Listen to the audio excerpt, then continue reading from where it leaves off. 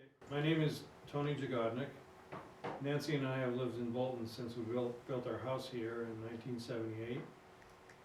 And I was an engineer at Raytheon for about 40 years. I retired in 2012. And thank you for tuning in or joining us here tonight to hear the story about residential solar power. There are references throughout this presentation, and the numbered references are in the backup. There's about 50 of them. And in different places there might also be URLs and other references in the backup.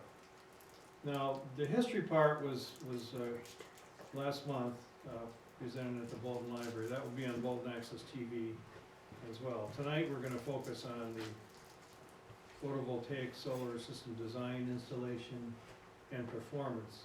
Then there's another part which will be recorded at a later date that's mostly about energy conservation.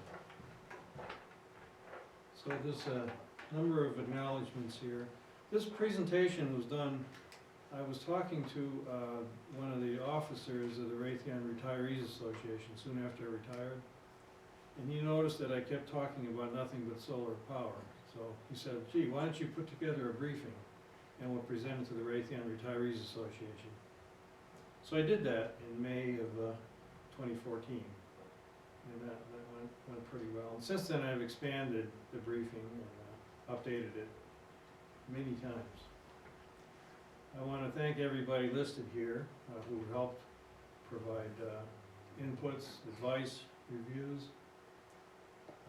and especially Nancy, who's here in the back. And just want to make sure I didn't miss anybody. Now I have a couple updates here. These are things that have changed since the part 1 briefing. Remember we talked about this huge solar thermal plant that opened up in the Mojave Desert, and it was the biggest on Earth, 377 megawatts, huge. It had 350,000 sun tracking mirrors focusing the sunlight on boilers at the top of towers. But it's not anymore. It's already a dinosaur. There's a new system now that just opened up. It's called Desert Sunlight, and it's also in the California desert. And there was just a very nice article in Time magazine a couple issues ago about that system. And they have this wonderful aerial photo here that I scanned of the system. It's got 550 megawatts. It's now the world's biggest. It has 8 million photovoltaic panels. They're made by First Solar in the US and Malaysia. And they're not silicon. Instead, they're smaller panels, and they're made with thin film cadmium telluride. They're only about 90 watts each, but there's 8 million of them. And then there's another system very similar to this, also in California, towards the coast more. That's also 550 megawatts. But the federal support's kind of dying down for these big systems, and silicon keeps getting cheaper. So Time wrote that Desert Sunlight's a great system and a wonder, but it might be the last, just like just like the Ivanpah.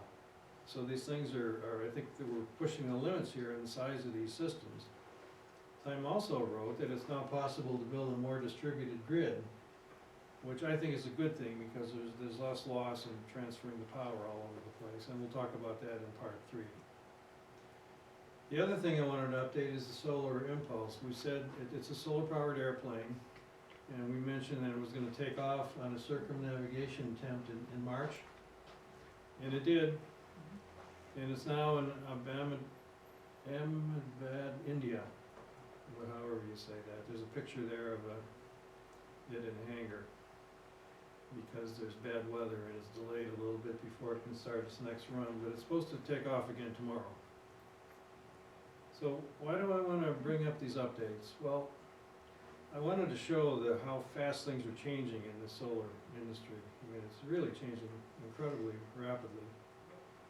And so I've been revising these briefings many times to bring you what I think of is the latest. And every time I learn something new, I went and updated the PowerPoint files.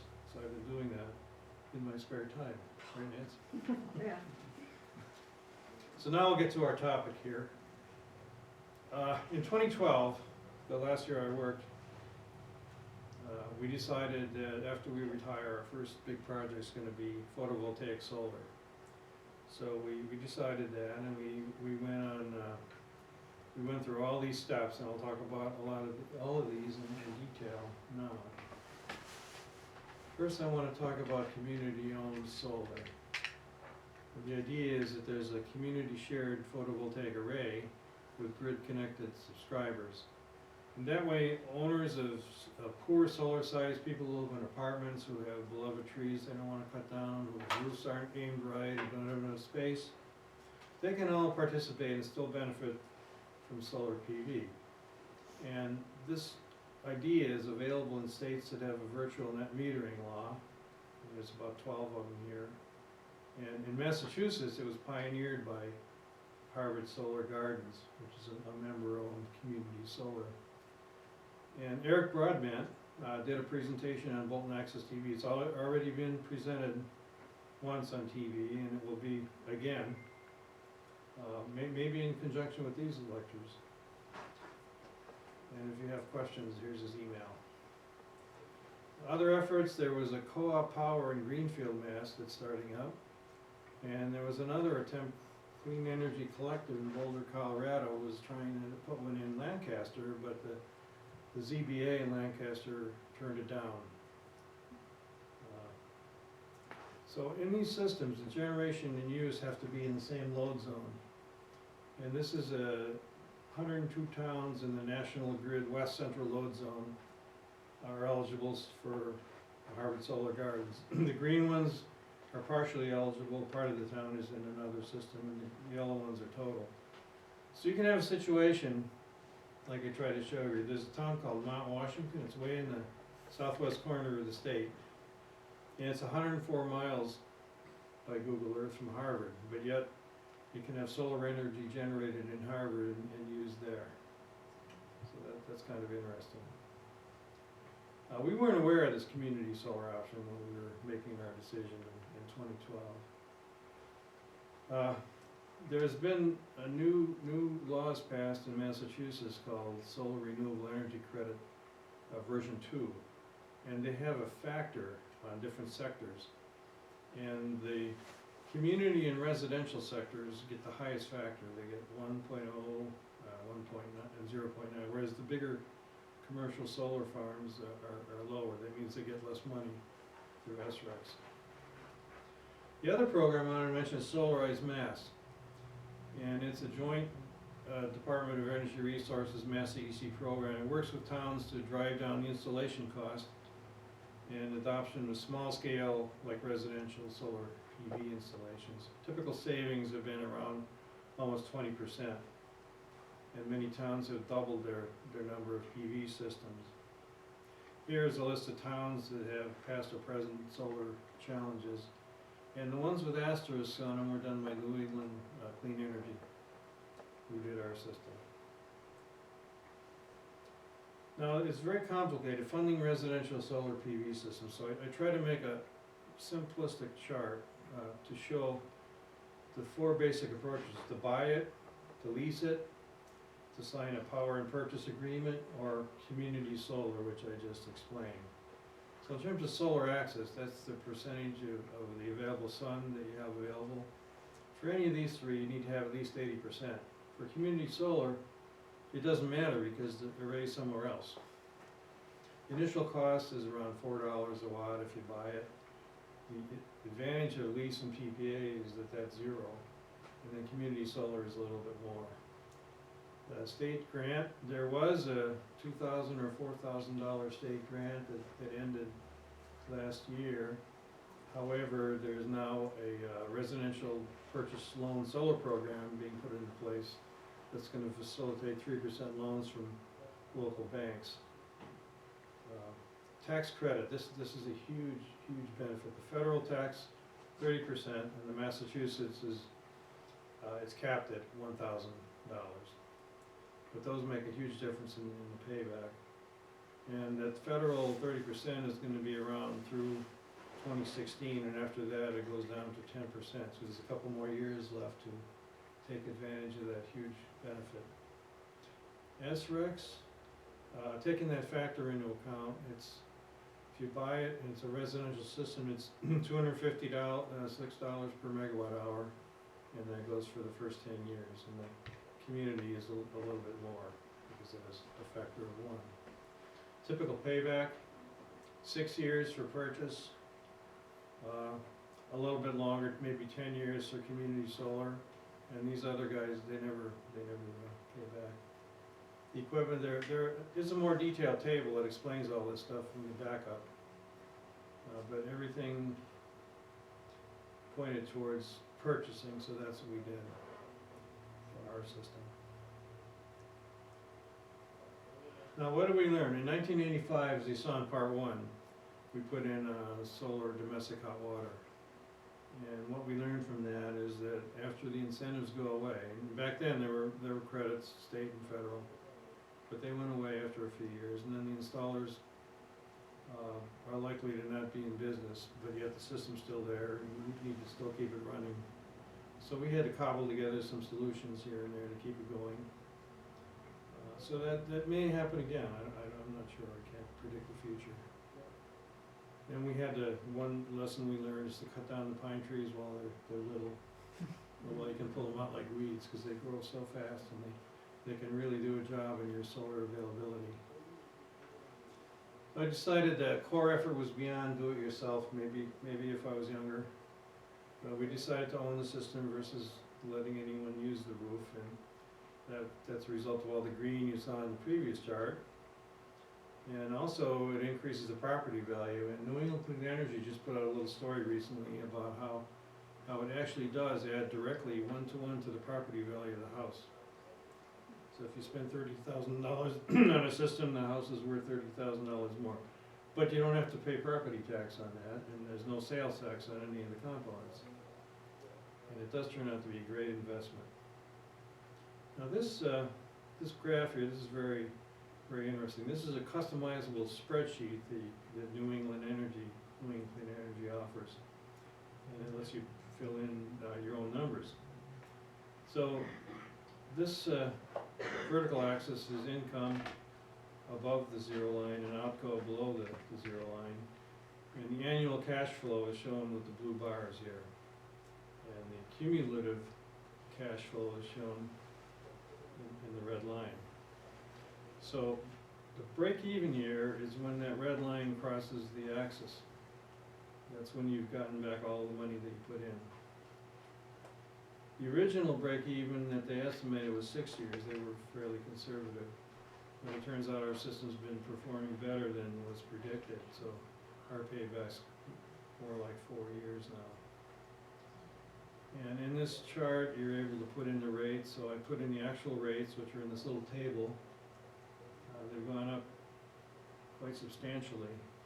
And beyond 2014, I just assumed, as was built into the spreadsheet, that they'll keep going up at a rate of 3%, and that the SREC rate is fixed. So you'll notice there's a huge first-year payback, and that's due to the income tax savings, both mass and federal. And even though the 2K grant is gone from Massachusetts, that really doesn't have a lot of effect on the payback. The purple curve here is without that 2K, and you can see it adds maybe 6 months to the payback period. But there is a small advantage that you get a bigger federal tax credit. So besides the electric bill reduction, around $2,000 a year, there's an ongoing SREC credit that amounts to about $3,000 a year. So the slope of these curves here throughout this whole region here is about $5,000 a year coming back to you. And we're at this point here now, we're almost up to 2 years, so we're more than halfway towards being paid back. After the break-even point, it just keeps giving until the SRECs end after 10 years. And even then it keeps giving, it's just at a little lower rate. You can see the shallower slope here.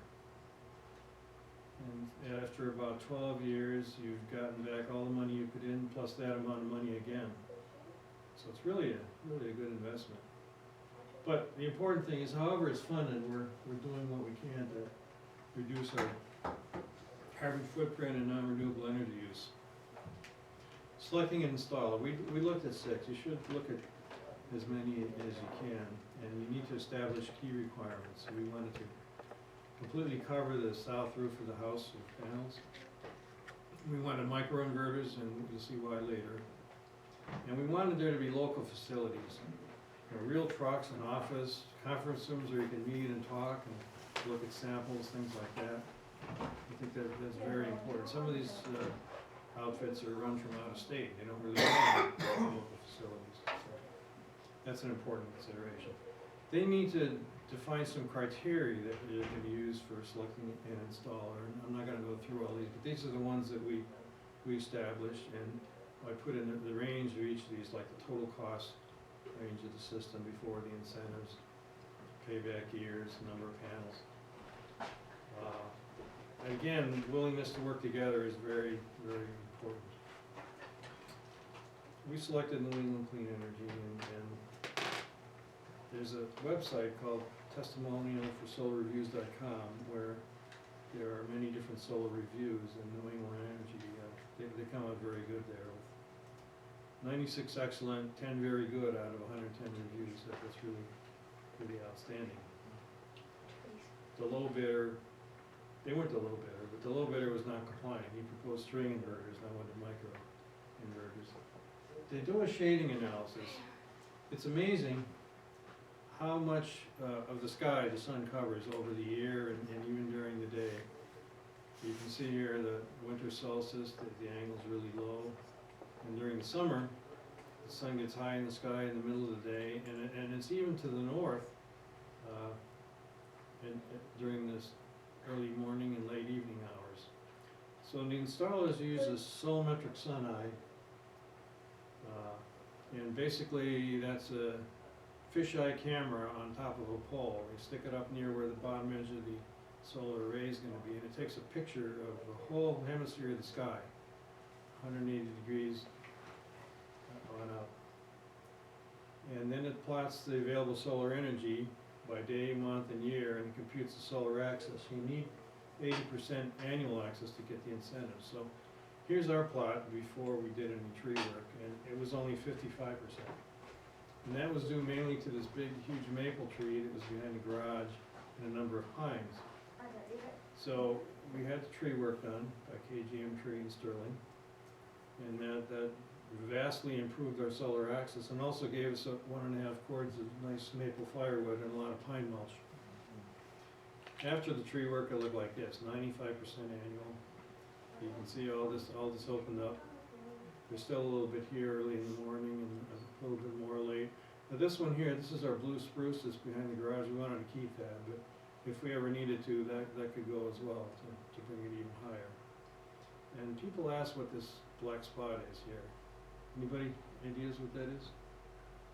The sun. The sun, that's right, exactly. Okay, so module selection, there's a lot of different panels available because of the heavy government investment in China. And you can go on this online list and see 386 manufacturers of panels.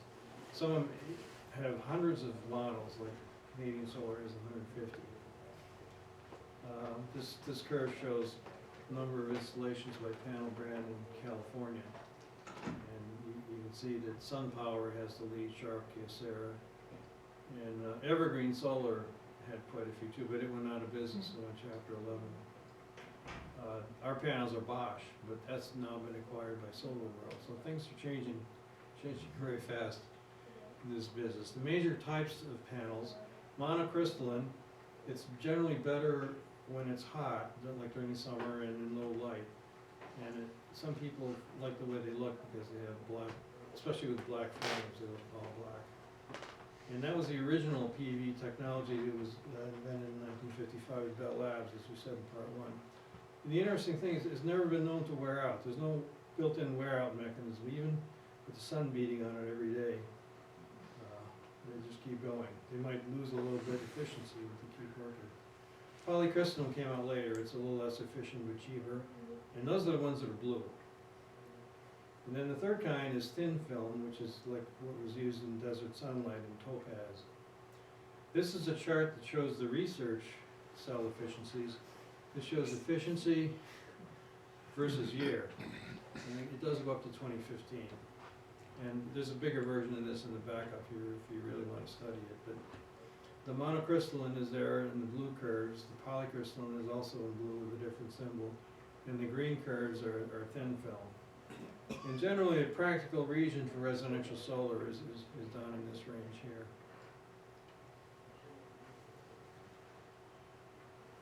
So each installer has his favorite panels, and I was most interested in getting the most power and efficiency.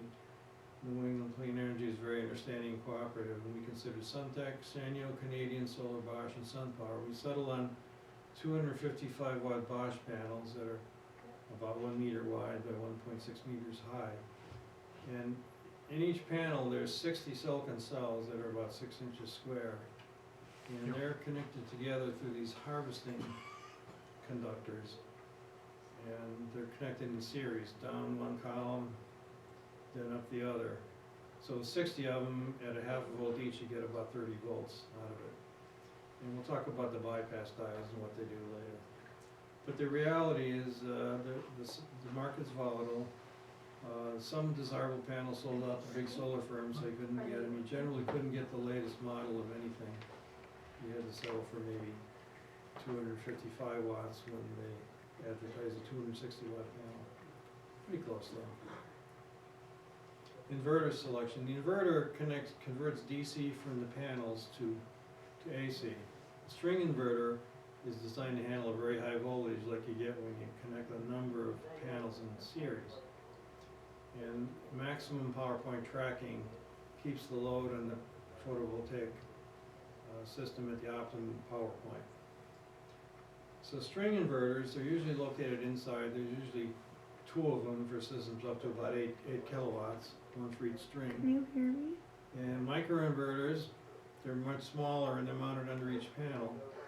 And they convert from DC from the panel to AC right at the panel. And they are all connected in parallel within the string. And then the latest thing is optimizers, which also have a component mounted under the panel, but they too are connected in series with the inverters inside. And both the microinverters and optimizers, some panels come with those built in. So this table compares the key features of each of them. One advantage of the microinverters is that the voltage is lower and you can use Romex wiring into the home without using conduit. There's various safety advantages. The general use of these string inverters is kind of declining. Microinverters is pretty widespread, and optimizers is growing. Cost per watt, microinverters is the highest, but optimizers is not far behind. So when we were doing our choice, optimizers weren't yet widely available, so we went with microinverters. In the backup, there's a more detailed table and PPT is explained. Choosing among the microinverters was easy. Enphase is an industry leader, but SolarEdge and others still have a strong story. This was the situation in 2012. So we selected the Enphase M215. Now it's interesting that each one of these has a mean time between failures is over 100 years, so very reliable hardware. In 2015, now today the situation's changed and SolarEdge optimizers are the way to go. And to me it's always impressive how these things can keep in sync with each other and with the grid. You know, on a cycle-by-cycle basis, and not get all discombobulated. Preparation. You have to get an energy audit, which we did. It was done by Conservation Services Group, sponsored by Mass Save, and we aced it at the house. They gave us 2 low-flow shower heads. I love mine. She hates hers. And they gave us a couple of smart outlet strips for you to see in part 3 how those work. And we decided we had to remove the old hot water panels, and then we got a new roof, we got shingles, and we put the water and ice shield, which normally you put in the bottom 3 feet to keep ice dam under control. We had the entire south-facing roof roofed with that as well, just to reduce the risk of any kind of loose leaks from penetration. In the attic, we added collar ties to stiffen the roof. You can see the new ones there. We moved the vent stack. It used to be down near the bottom. We moved it up to the top to get it out of the way of the panels. We had to move the TV FM antenna because the solar panels would shield it, so we moved it to the end of the house and named it towards Needham where all the antennas are. In the basement, we expanded the electrical panel and we made room on the wall for the solar equipment. And we prepared the raceway up to the attic. The raceway was there before. The old solar hot water pipes ran up there. In fact, they're still there. In the yard, we cut down 4 pines and a maple, and we topped off 4 pines. And it doesn't feel good to cut down trees like that, but during the first year, we saved 206 other trees based on carbon offsets from the energy we saved. So that's a good trade-off. Here's some of the tree work being done. Kelvin preferred to work by himself. He climbs up the tree with his chainsaw and lops off the top. And he has other equipment here. We had these huge pine logs that we ended up donating them to a scout camp where they use them for their campfires. And we ended up with a maple firewood kit here. You can see our dog Zoe here supervising things. And there's where the maple tree used to be, we planted a Coosa dogwood, which is a nice tree that won't grow tall. I think 20 feet or so is its limit. And again, the lesson is take out the pines while they're little. Installation, they got started when there was still snow on the ground and on the roof. They ended up clearing off some of the snow, and they got it ready with all the mounts for the 33 panels. Here's a close-up showing that this is one of the microinverters and one of the mounts. You can see how that works. It's all well sealed. And then here are the panels being unloaded and Zoe supervising. Here's the first panel being installed, and each panel has its own serial number, so they have to log it into the computer to keep track of it. And here's finally the last panel being installed, and here's detail on the mounting. Everything is stainless steel and aluminum. Nothing's gonna rust up there. It's gonna last a long, long time. So we had the system all ready to go, and it was working April 4th. But we had to wait another 3 weeks to get National Grid permission to connect. And during that time, that's the prime season for solar, and we lost 900 kilowatt hours of energy just having to wait. But finally, it got started on April 26th, which is also our anniversary. One side benefit of having these panels on the roof is that the attic's now cooler because it reflects the heat from the sun. And however, we're left with a big maple stump here. But so I went to Home Depot to rent the stump grinder, and it ended up that they had last year's model on sale, and it only had 200 hours on it, so I bought it. It was a good deal. I have a lot of other stumps too, so it's a new tool. There's only one roof penetration. All 3 of those cables come through it, and from there they all go down through the solar raceway, and they go down, and also power and signals from each panel share those same cables. And they come to a lightning arrestor, and there's a panel here with 1 breaker for each string. The 3 strings in parallel then go into the production meter. And that's a very important device. Every month you write down the reading. I do it more often, but every month you call it into PTS, Production Tracking System, which is a mass CEC database used to track performance of renewable energy systems. And it's the basis for the SREC payments they get, so it's important to get that right. You can also record maintenance costs, but there hasn't been any. These systems are very, very low maintenance. Then there's a 40 amp backfeed to a breaker in the main panel. And this is the Envoy, which talks through Cat5 cable to the internet, and you'll see all the data you can get from that later. So when Google Earth finally updated the imagery, in January. Now you could finally see our new solar panels. We got them done just in time, and you can also see Zoe in the driveway. They gave us a net meter, which they can read remotely, but you can't read it remotely. You have to go outside in the snow. When you overproduce, there's no disc that spins. If it had one, it would turn backwards, but instead it counts down.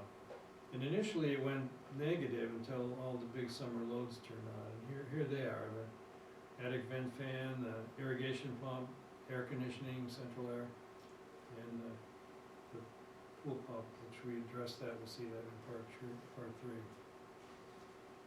Now, we have a whole new outlook on electric bills. Now, we actually look forward to the electric bill coming every month. Our first zero bill, we had minus 65 kilowatt hours that we gave back to National Grid. And during a year earlier, we could use over 1,000 kilowatt hours, so huge difference. They pay us the going R1 rate, which is in this little table here.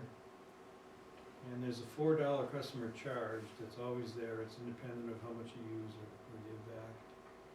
And the credit is normally applied to future bills, but you can have it requested it be paid, or you can apply it to another account in the same load zone, so you can like donate it to a charity or whatever, as long as it's in the same load zone. And they send these things out every couple months, and we used to be in the efficient neighbors group, and now we're here, and we seem to be number one. Now, it really isn't fair, because I don't think too many of our neighbors have solar PV yet. And when they do, it'll be more fair, I think. Comparing, when we first connected the grid, you can see the usage here in the electric bill, and you can see how it dropped dramatically. And down here in the bottom, I compared the actual energy we produce versus the theoretical from the Solar Energy Handbook, and it's very close. Our system performance, we keep track, this is the cumulative energy from the production meter, so that keeps going up. Every month it goes up. And this is the cumulative energy from the net meter. And as I said, it went negative a little bit at first, but then it jumped up during the summer when we started using a lot of power. And it got as high as about 2 during last winter, December 2013. And since then, we've been doing energy conservation. We'll learn all about that in part 3. And that's brought it down considerably. Now, more recently, we're well over 20 megawatt hours now. And the net meter peaked at around 1.1 in February. It's a pretty lousy February for solar, with all the snow covering the panels.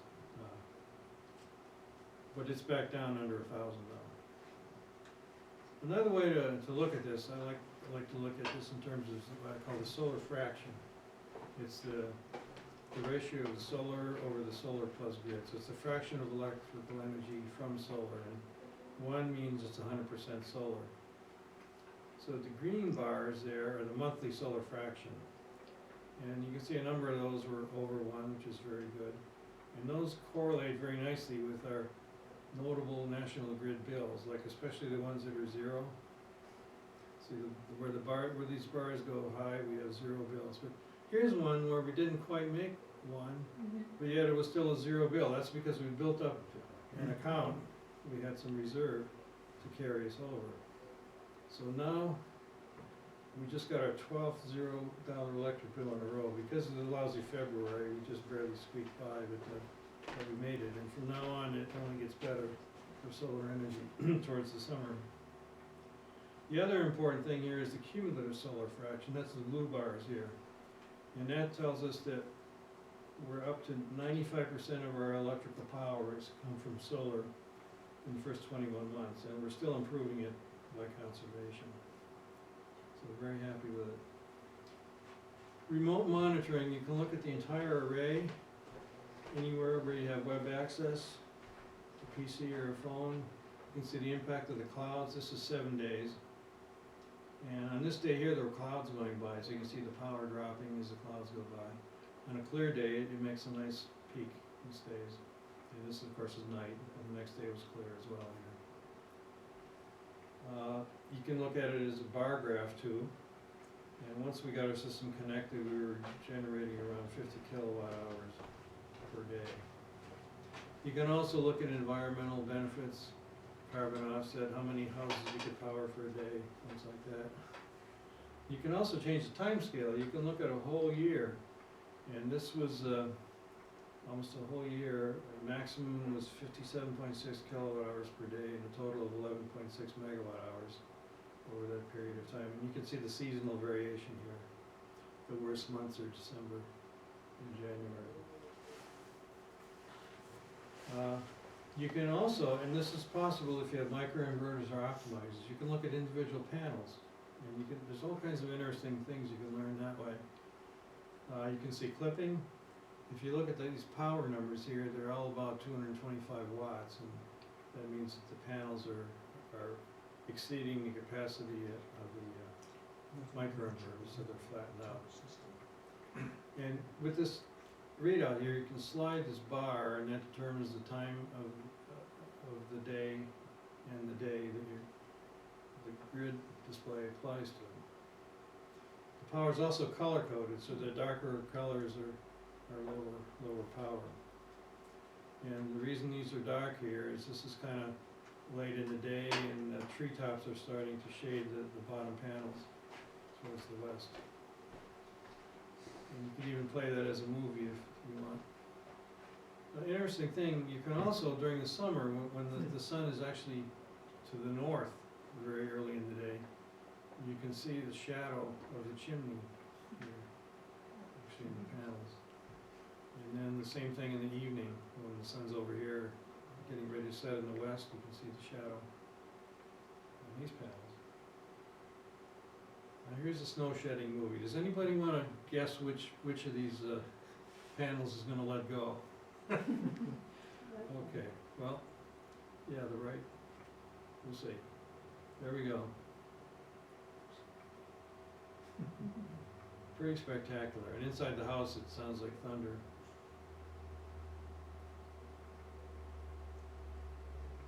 So the lesson here is that you want to have the edge of the panels close to the eaves so that you don't get any kind of snowdrift building up there that's going to keep it from shedding, because you want it to clear off quickly. So here you can see on this display, these columns are very dark, and those are the ones that are covered with snow. But even then, they do produce a little bit of power. Most of the panels use structured glass. They're designed to encourage shedding, and as soon as the sun heats even part of it, the bottom layer of snow quickly melts. This day I stood out there for hours with my camera waiting for that. And this was the eastmost column shedding. And then about an hour later, the next column also went.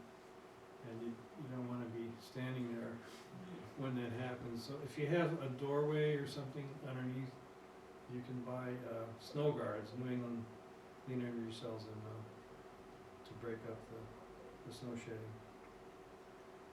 And a common question is, how long is the production lost? Usually our panels shed snow the first sunny day after the storm. 2 days for big storms. Here's an example. The northeaster we had January 27th was cleared by the 29th. So this is a day of the storm. Very little solar produced then. And then the next day, here's the slider. You can see that we're beginning to get a little bit of solar back. And it's getting a little bit better, a little bit better. Now a very interesting thing happens here. Watch carefully under the red arrows. Notice that the panels under the red arrows are getting worse. So what's going on there? Anybody have any thoughts about what might be going on? Well, what's happened is the snow is sliding to the lower panels. So these up here got worse, but got better, where the ones below got worse. So now going to the next day, early in the morning, not much is happening, but during the day, it really begins to clear off, and you can see everything clearing off nicely, except this one panel up here, that was a stubborn one. But within a couple hours, it was cleared off too, so. At this point, all the panels are cleared off, and we're beginning to see the effect of the night coming on, and shading late in the day taking over. So, but after that, we had this relentless series of storms in February. It was one after the other, and there was very little sunny days in between them to melt the panels off. So we really had a bad month in February. You can see the difference here from 2014 to 2015. And there were a couple panels that were out for 20 days, and we'll see more about that later. Shedding issues, shallow angle at REA Framingham, they had to bring in cherry pickers to clear the snow off. And obstacles below the panels, the ground in this case causes snow to back up. This is a Stowe solar farm. And this is this year, the Acton transfer station, cap landfill, almost completely covered with snow. And this was a couple weeks after it stopped. So there are trade-offs involved for multi-row installations. They generally use a shallower than optimum angle, so that the panels don't shade each other. And there's also a trade involving structure on how high they can keep the bottom off the ground. And lately there's been a lot of concern about safety, and there's a janitorial solar companies actually make a business out of clearing snow off the panels, not for production reasons, but for safety. And you can see that at this parking garage here, this could be an issue if the snow is dumping off on top of parked cars and people getting out of it. And New England Clean Energy has a snow removal service that they started up this year. Shading effects. Interesting problem. Here's that same picture again, but here we notice that there's this one panel here. It's about 75% clear, but it's only generating a tenth of the power of the other one. So what's going on here? Well, it turns out there's a hotspot heating effect, and that's well known in the solar industry. The problem is when you connect cells in series and one of them gets shaded or whatever, it limits the current of the entire group. So the problem can be contained through bypass diodes. That's why every panel has these bypass diodes in it, and they bypass groups of cells. Like here, if this group has shade over any cell in it, then it's going to produce virtually no power, and only these two will. So what happens is, I made a little table here, with no groups having more than one cell shaded, everything's cool. You get full power, there's voltage. If one is shaded, like in this example, the voltage goes down to 2/3, but that means the power goes down to 4/9, less than half. In this case here, if you took that same glob and moved it over so it takes out two of these groups, now the power goes down to 1/9, and that's essentially what we observed in the previous picture. And if you have 3 columns taken out, it's virtually 0 power. And in fact, that's what happened. We had a drift from the February 5th northeaster that formed over the peak, and there are 2 panels here that were out for 20 days because of just the top of them was covered. And that's case 3 in the previous chart. So that brings up the idea that if you put these in a landscape orientation, then when that happened, you would only encounter case 1, and you still get a lot more power out of them. However, now there would be more panel boundaries, and it might impede the shedding, so it's a trade-off. And here's an overview of part 3, and we're going to talk about avoiding transmission distribution losses using solar PV. We're going to talk about conservation benefits that you can do yourself even without solar. Foremost among those is the heat pump hot water heating, where we save almost 5 kilowatt hours per day in hot water compared to the old electric tank. And the high efficiency pool pump, where we can cut the pool energy at 34% of what it was. And every house has a lot of what we call vampires that sit there 24/7 using power. And we'll talk about how we measure those and how we find them, and we'll talk about different strategies for mitigating them in we were able to save 128 watts 24/7 by doing that. And then we'll look at lighting. There's many new developments in LEDs now. You can get 4-foot fluorescent replacements that are very much more efficient. And we replace those in the garage and basement and save 463 watts. And it's actually brighter. And there are other techniques we'll talk about as well. So overall reduction of 32% in our total electrical usage from 2013 to 2014. So it's well worthwhile. Even if you don't have solar, it's worth doing. And then finally, we'll talk about potential future projects that we might be thinking about and trends. So stay tuned. Questions?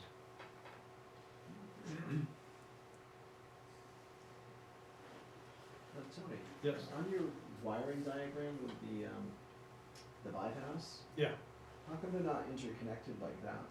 That picture, the previous picture you just had, the last picture with your name on it? How come they're not interconnected? I'm not, you're asking why they're not interconnected? Yeah, why aren't, say, where shade number 1 is? Yeah. How come all the cells aren't connected between the bypasses? Well, So they if are. one- if They are all it's connected. a They're, continuous loop, yeah, they're connected in series. It goes this way. but why can't they connect together? Have the wire across as well as go up if one Oh, panel's covered? It'll be yeah, across. costs, yeah. Right, or you could have more diodes. Ideally, you could have a diode on every cell. That would be best. Yeah, I mean, I don't know But, the production or whatever, but But that that would would be eliminate more that. expensive. Well, I just don't know what that wire And across these, would these cost. diodes, they try to keep the voltage drop as low as possible, so they use what are called Schottky barrier diodes. They have a lower forward voltage drop than silicon. And they're looking now at using active field effect transistor diodes, which are really transistors, but they're designed to look like diodes with a very low forward voltage drop. Yeah, it just seems easier if there was snow on it, if there was one, each one was connected, it would just actually just pick up the It load. would be much and- better, absolutely, yeah. I don't know if you can buy panels with a diode for every cell. I don't know, it's something, I mean, it just seems to make Yeah. sense to me. It It's does, yeah. just- Any other questions? Yes. My question is probably about the next session, but I'm curious if you have numbers about the efficiency of moving energy, let's say from state to state, with pipelines versus power grid. I do have some numbers about power line losses, but I don't have anything in pipeline. So Okay, because I would guess there's friction losses in the pipeline and leaks. I read just in the paper a while ago, there's a surprising amount of natural gas loss just from leaks. yeah, and of course pumping losses and Right, everything else, yeah. so. Good question. How long have we been able to buy into solar as an individual? Now, I never heard anything about that I could buy into a solar farm as a, I think that's all come up in the last few years.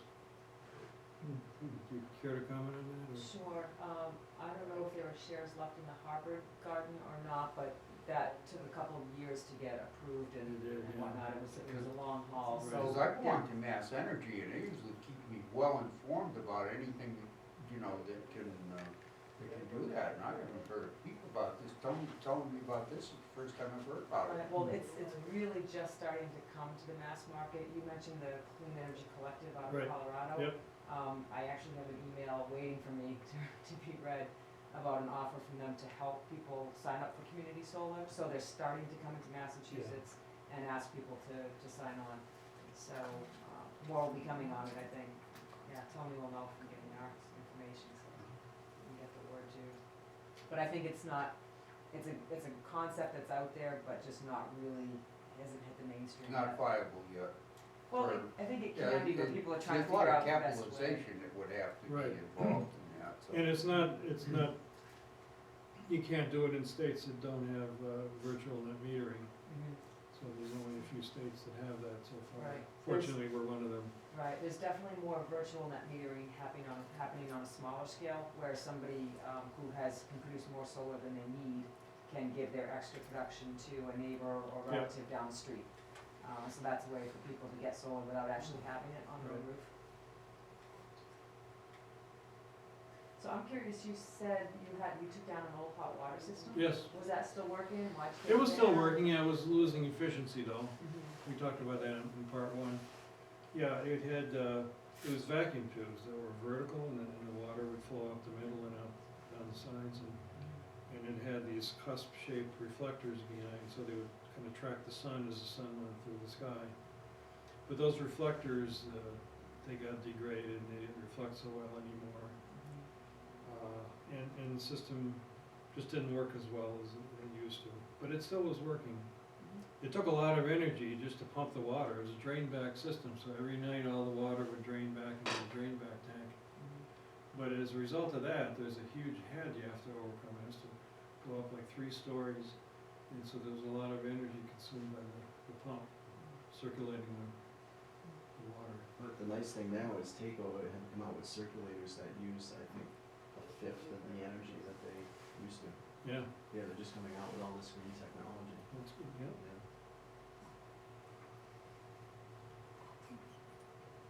Any other questions?